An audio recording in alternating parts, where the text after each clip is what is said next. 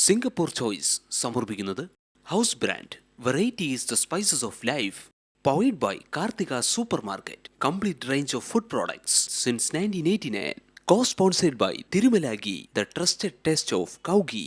Hello, good morning. നിങ്ങളെല്ലാവരും Sunday ഇങ്ങനെ ഒഴിവാണ്, ഹോളിഡേ. എല്ലാവരും കുട്ടികളും എല്ലാവരും ഇങ്ങനെ ചായയൊക്കെ കുടിച്ചിട്ട് ഇങ്ങനെ മടിയൊക്കെ പിടിച്ച് ഇങ്ങനെ ടി വിയുടെ മുമ്പിൽ ഇരിക്കുന്നുണ്ടാവും. അപ്പം ഞാൻ വന്നു സിംഗപ്പൂർ ചോയ്സിലേക്ക്. നിങ്ങൾക്ക് ഏവർക്കും സ്വാഗതം.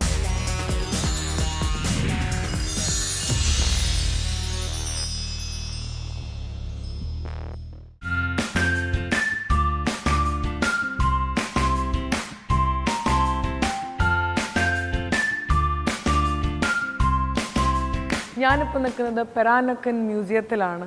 ഇവിടെ we have mister John, is the deputy director of this Peranakan museum. നമുക്ക് കൂടുതൽ ഈ മ്യൂസിയത്തിനെ കുറിച്ച് ചോദിച്ചറിയാം. Hi John. Hi, nice to meet you. Yeah, me too. Now, can you give an introduction of Peranakan Museum? Sure.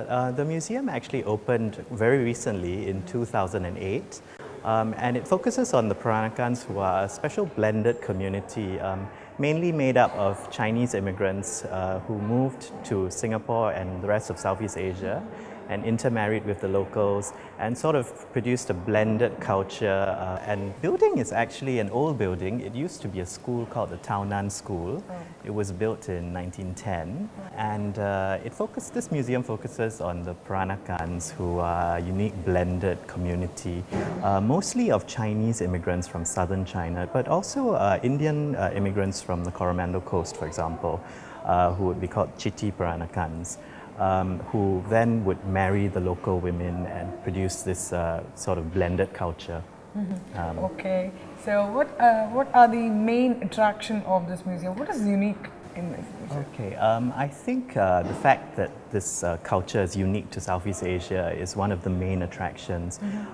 For Singaporeans, I think it has a unique charm because a lot of Singaporeans can trace their origins back to the Peranakans. But beyond that, it's also a very interesting case study, I think, in how different communities can live in harmony together and produce something unique and beautiful. Okay, what is the significance of this museum, to the Singapore and its people? Well, I think quite a lot of Singaporeans actually have some sort of connection to the Peranakan culture. But beyond that, I think it's a very interesting case study in blended communities. In this case, one that is unique to Southeast Asia, and one which shows how different communities can live together in harmony. What are activities you conduct in a calendar year? Which focuses on the lives of 50 Peranakans who have helped to shape Singapore culture and history. And in a lot of cases, people don't even realize that these people are Peranakans. So I think it's been a unique way of people to learn about Singapore history through a Peranakan lens. Can you tell us about the educative aspects of the museum? The Peranakan culture is very interesting, and it allows itself to be very educative for children in particular. There are storytelling sessions, we have beadwork and embroidery demonstrations, lots of family-friendly activities that take place on the weekends. And we also tie up a lot with bigger activities on a national scale sometimes.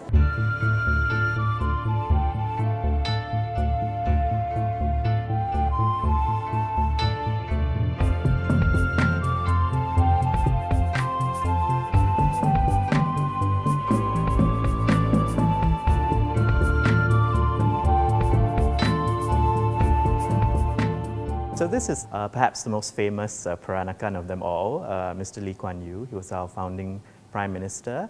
And since we are celebrating 50 years of Singapore's independence, it's particularly apt that we showcase Mr. Lee in this exhibition. So some of the pieces that are on display include a painting of his swearing in as Prime Minister.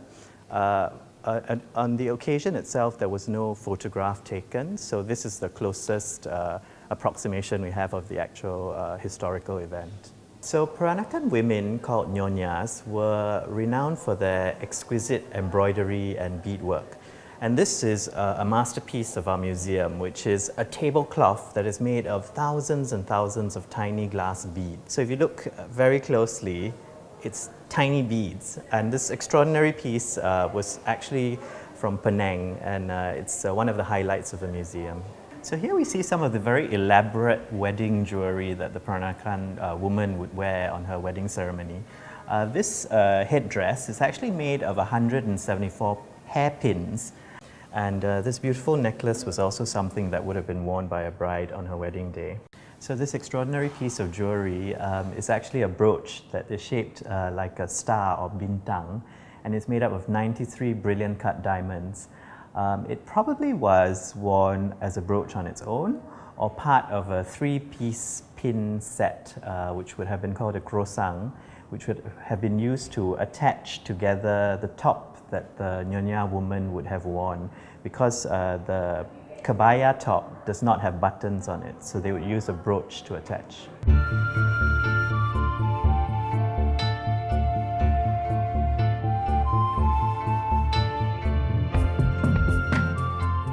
പെരാനക്കൻ മ്യൂസിയത്തിൽ ഒരുപാട് അത്ഭുതകരമായിട്ടുള്ള അല്ലെങ്കിൽ നമ്മളെ surprise ചെയ്യിപ്പിക്കുന്ന ഒരുപാട് കാര്യങ്ങൾ കണ്ടു അല്ലേ? ഒരുപാട് അവരുടെ ആ ജ്വല്ലറീസും അവരുടെ ആ ഡയമണ്ട്സിൽ അത് കുറേ അതൊക്കെ വളരെയധികം വണ്ടർ ചെയ്യിപ്പിക്കുന്ന കുറേയധികം കാര്യങ്ങളാണ് നമ്മൾ കണ്ടത്. ഇപ്പോൾ ഞാൻ നിൽക്കുന്നത് പെരാനക്കൻ അവരുടെ ആ ട്രഡീഷൻ്റെ മാരേജ് അല്ലെങ്കിൽ അവരുടെ വെഡിങ്സിന് ഉണ്ടാവുന്ന ഔട്ട്ഫിറ്റ്സ് അതെങ്ങനെയൊക്കെ ആയിരിക്കും എന്നുള്ളതാണ് നമുക്കിവിടെയൊക്കെ കാണാൻ പറ്റുന്നത്. അവരുടെ ആ രീതിയിലുള്ള ഡ്രസ്സിങ്, ആണുങ്ങൾ ഇങ്ങനെയാണ് ഡ്രസ്സ് ചെയ്യുന്നത്.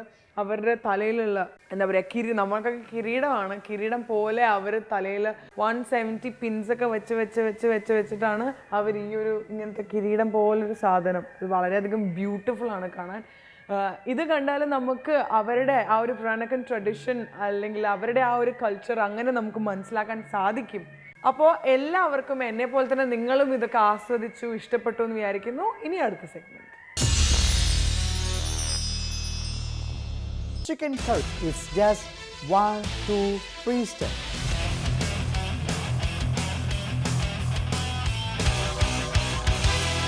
ഹൗസ് ബ്രാൻഡ് കറി പൗഡർ, തനത് സ്വാദിന്റെ സംതൃപ്തി അരനൂറ്റാണ്ടിനും മേലെ.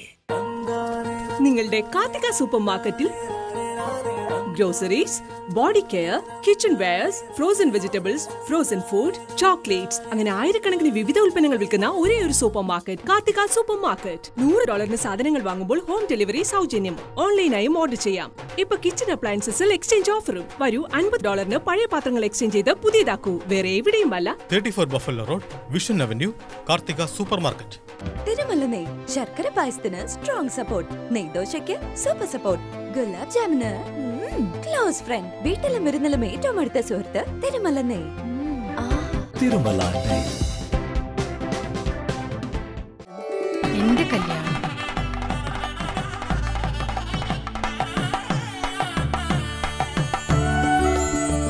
എന്റെ മകളുടെ കല്യാണം,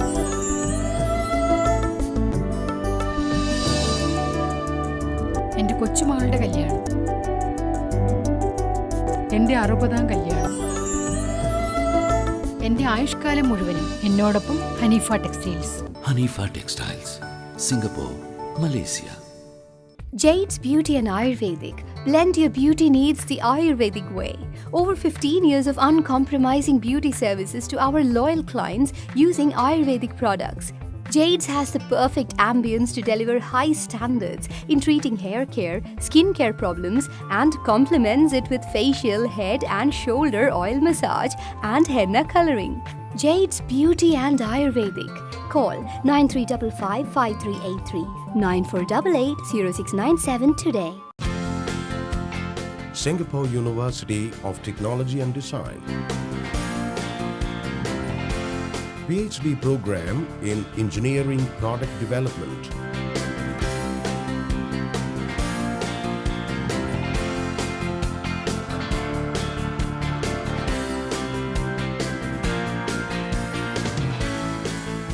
Singapore University of Technology and Design.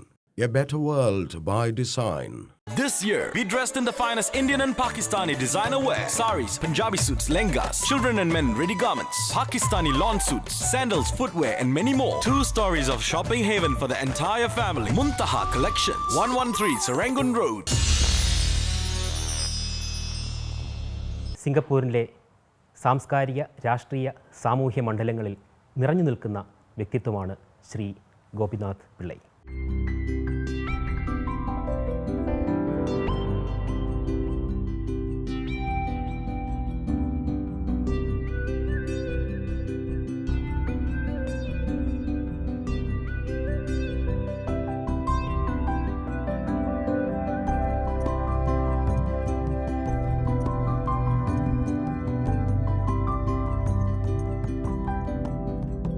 സിംഗപ്പൂരും ഇന്ത്യയുമായുള്ള ബന്ധത്തിൻ്റെ ഒരു ശക്തമായ കണ്ണിയാണ് അങ്ങ്.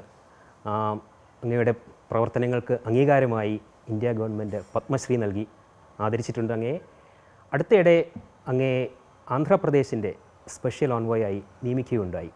എന്തൊക്കെയാണ് സർ ഇപ്പോഴുള്ള പ്രവർത്തനങ്ങൾ? സിംഗപ്പൂർ ഗവൺമെൻറ് ഒരു institute of south Asian studies എന്ന് പറഞ്ഞിട്ട് തുടങ്ങി 10 കൊല്ലം മുമ്പ്. അത് സിംഗപ്പൂർ യൂണിവേഴ്സിറ്റിയുടെ ഒരു ഭാഗമായിട്ടാണെങ്കിലും അതിൻ്റെ ഗൈഡൻസും എല്ലാം കൊടുക്കണേ ministry of foreign affairs, ministry of trade and industries. അത് തുടങ്ങിയ തൊട്ട് ഇന്ന് വരെ അതിൻ്റെ ചെയർമാൻ ഞാനാണ്. അതിൻ്റെ ഉദ്ദേശം എന്താണെന്ന് വെച്ചാൽ സിംഗപ്പൂരിലും ഇന്ത്യയും ബാക്കിയുള്ള സൗത്ത് ഏഷ്യൻ കൺട്രീസും പറഞ്ഞാൽ പാകിസ്ഥാൻ, ബംഗ്ലാദേശ്, ശ്രീലങ്ക, നേപ്പാൾ, ആ രാജ്യങ്ങളിൽ എന്തൊക്കെ പ്രധാനമായിട്ടുള്ള കാര്യങ്ങൾ നടക്കുന്നുണ്ടോ അത് പഠിച്ച് അതിനെ പറ്റിയിട്ട് ഉള്ള അഡ്വൈസ് ഗവൺമെൻറ്റിന് കൊടുക്കുക, അല്ലെങ്കിൽ അതിനെ പറ്റിയിട്ട് ഉള്ള ആർട്ടിക്കിൾസ് എഴുതി. അപ്പോൾ അതിന് സ്കോളേഴ്സിനെ കൊണ്ടുവരും ഞങ്ങൾ, ഇന്ത്യയിൽ നിന്ന്, പാകിസ്ഥാനിൽ നിന്നൊക്കെ. അവർ എന്നിട്ട് ഇന്ന് ഞങ്ങൾ പബ്ലിഷ് ചെയ്യും. സോ ആദ്യത്തെ എൻ്റെ ചുമതല സിംഗപ്പൂർ ഗവൺമെൻറ് സർവൻസിനെ, സിംഗപ്പൂർ ബിസിനസ്സുകാരെ, പിന്നെ ജനറൽ പബ്ലിക്, അവരുടെ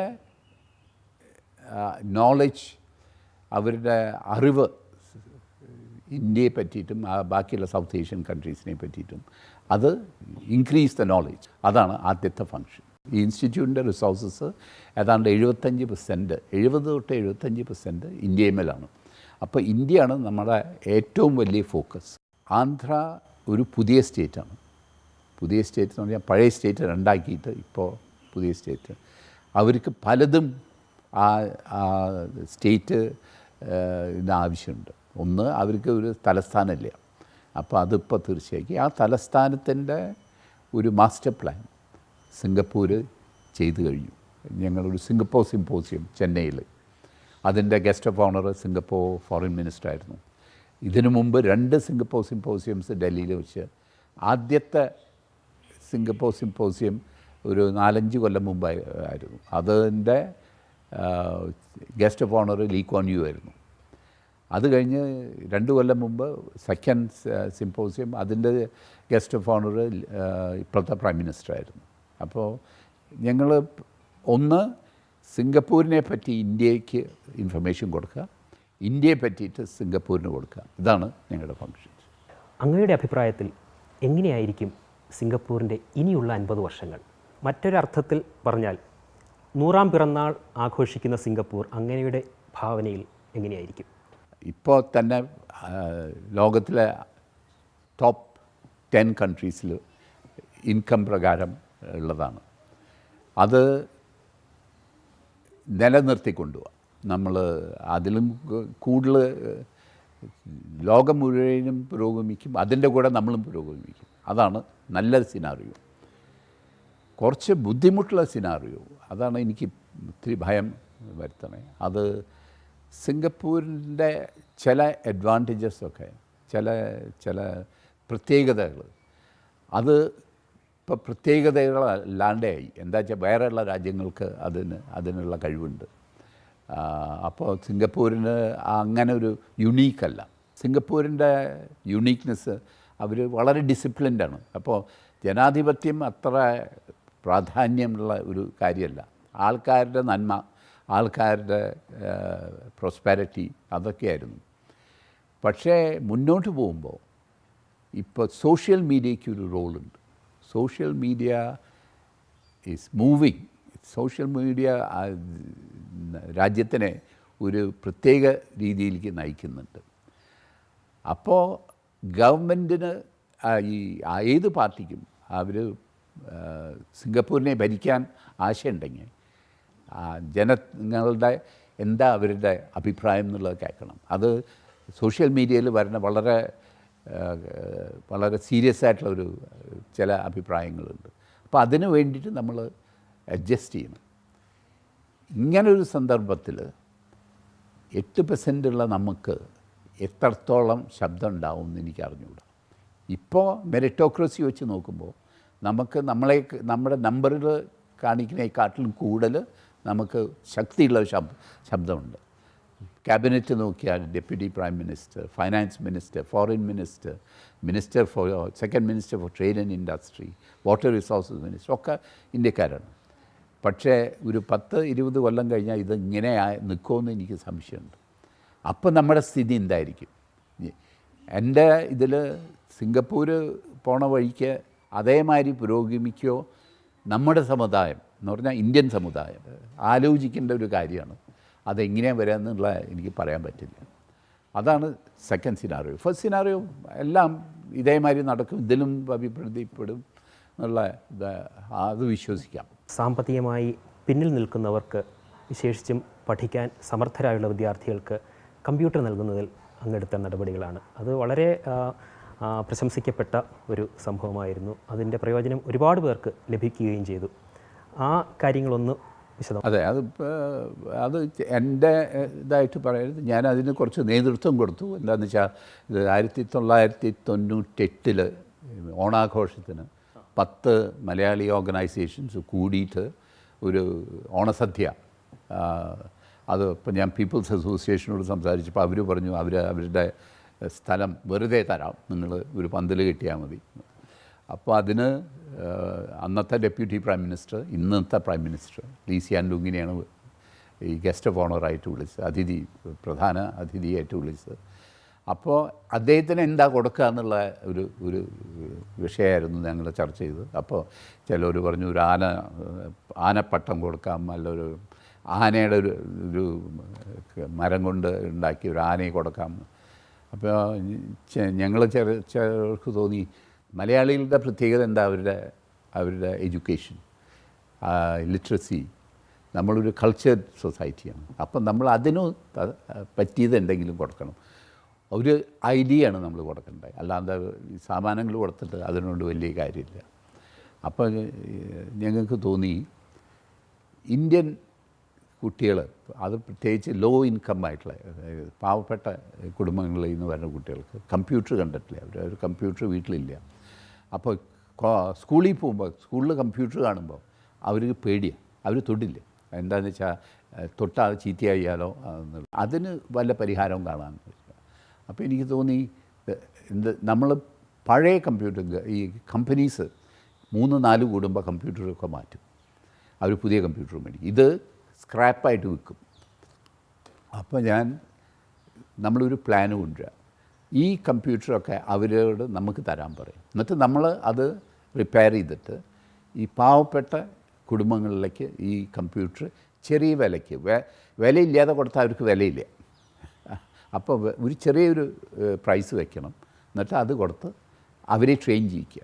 അപ്പം കുട്ടികൾ സ്കൂളിൽ പോകുമ്പോൾ അവർ ഇങ്ങനത്തെ ഒന്ന് കണ്ടിട്ടുണ്ട്, അവർക്ക് ഇതാക്കാം.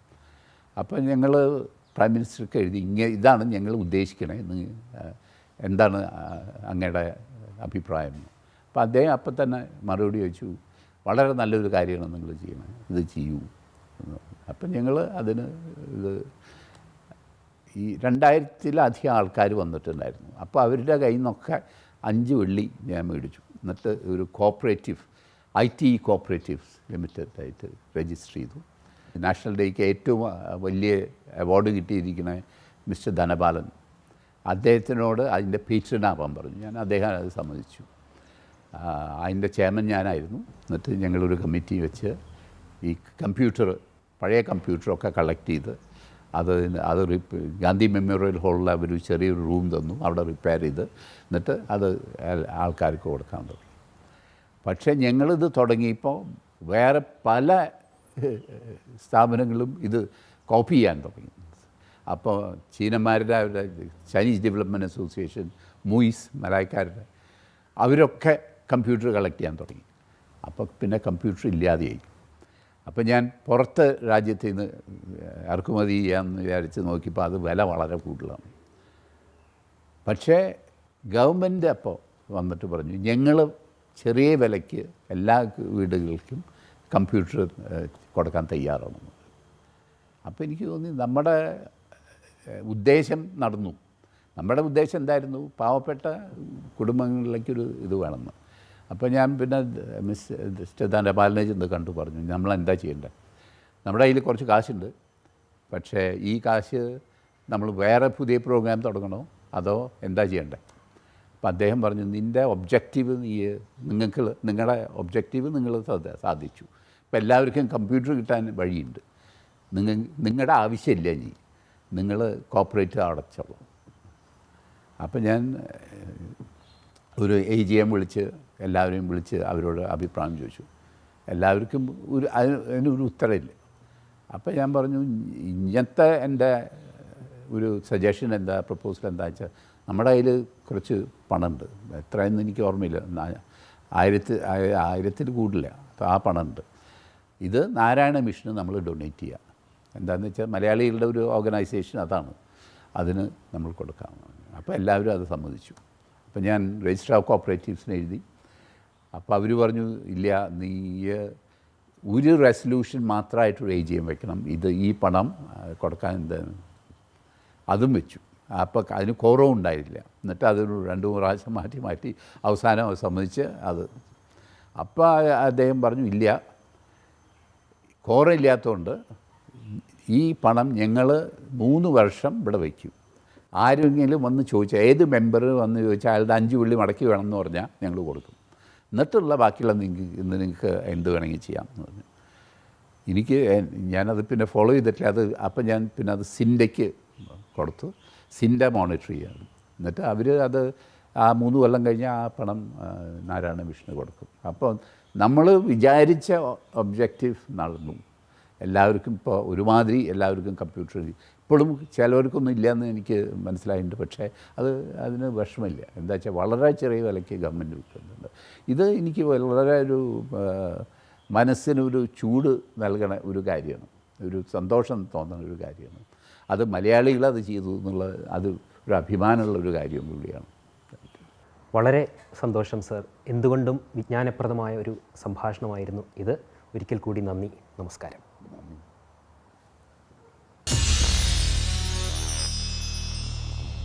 Chicken curry is just 1, 2, 3 steps.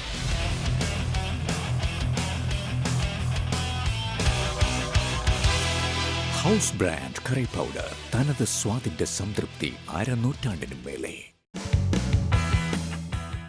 QBB Pure Ghee for cooking, baking and barbecue. Superior taste in so many ways. QBB Pure Ghee. This year, be dressed in the finest Indian and Pakistani designer wear. Saris, Punjabi suits, lehengas, children and men ready garments, Pakistani lawn suits, sandals, footwear and many more. 2 stories of shopping haven for the entire family. Muntaha Collections, 113 Serangoon Road. എന്ത് നല്ല കുട്ടിയാണെന്നറിയോ? പള്ളിക്കാര്യത്തിലൊക്കെ എന്നാ ശ്രദ്ധയാ. നീ ഇതെങ്ങനെ ഒപ്പിച്ചു? And the skin and the face anti-body. Kingdom of Heaven. I like it. Me too. Namaskaram. Welcome to Singapore Choice. How are you, everybody? Hope you're all fine. I am doing very good. Today I've got something to do with healthy. We are going to cook something healthy food, which is going to be Chinese dish, but it's going to be a fish with broccoli vegetable and the sauce. It's actually a steamed ginger fish with broccoli with oyster sauce. So we're going to do something very simple and very fast and very quick, which is very easy to do. Let's do the cooking. Okay, you've got 3 steps to do. First, you blanch the broccoli. Then take it out. Then you blanch the fish. While the fish is blanching in slow fire, you do the sauce separately. I'm going to blanch the broccoli first.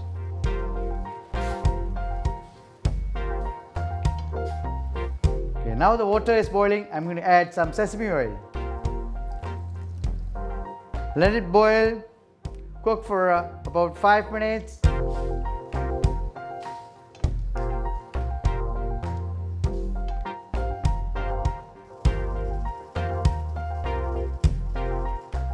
Okay. I'm going to take out the broccoli. Now it's cooked and take it out and put it aside. So get the ginger.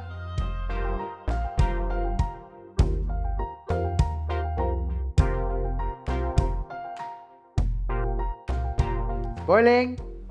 Now I'm going to add the fish.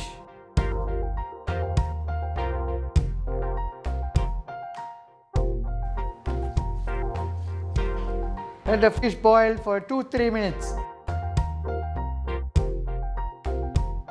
While the fish is boiling, I'm going to do the sauce. Oil.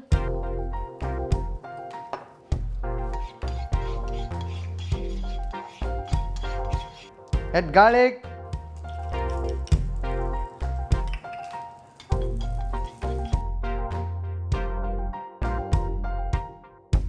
Fry the garlic till lightly brown.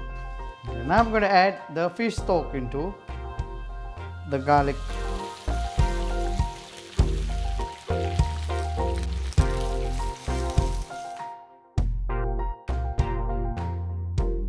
I'm going to add the light soy sauce, the dark soy sauce,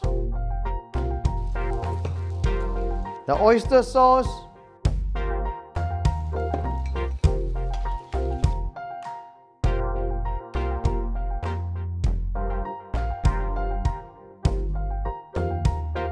add the broccoli in.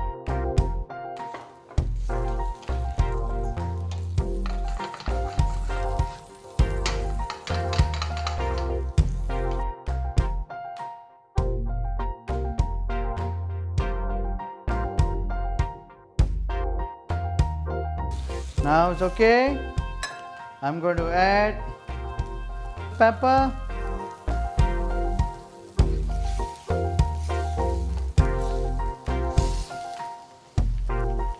Add little cornstarch.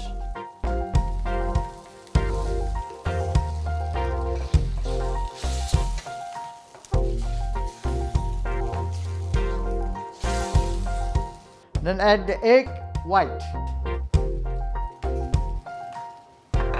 Mix a little.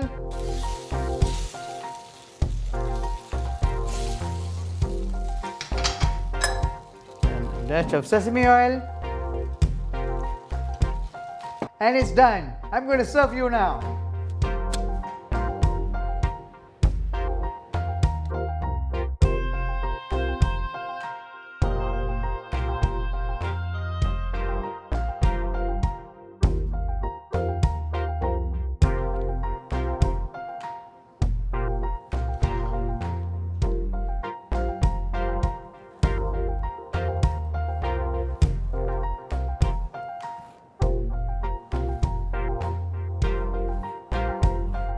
Here you are, the steamed ginger fish with broccoli and oyster sauce.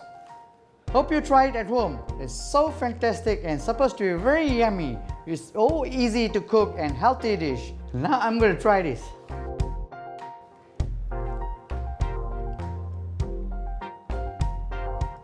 So wonderful. You should try this at home.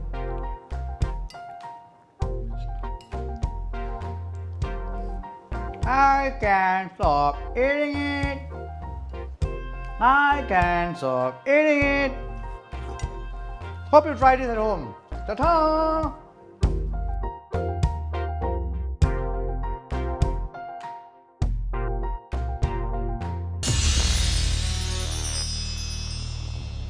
ഇന്നത്തെ episode നിങ്ങൾക്ക് എല്ലാവർക്കും ഇഷ്ടപ്പെട്ടു. ഇന്ന് നമുക്ക് വിട പറയാനുള്ള സമയമായി. അടുത്ത ആഴ്ച വീണ്ടും കാണാം ഇതേ സമയം. അതുവരെ Tata.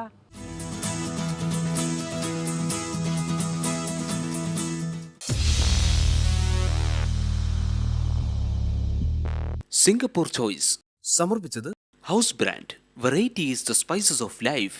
Powered by Karthika super market complete range of food products since 1989. Co-sponsored by Tirumala Ghee, the trusted taste of cow ghee.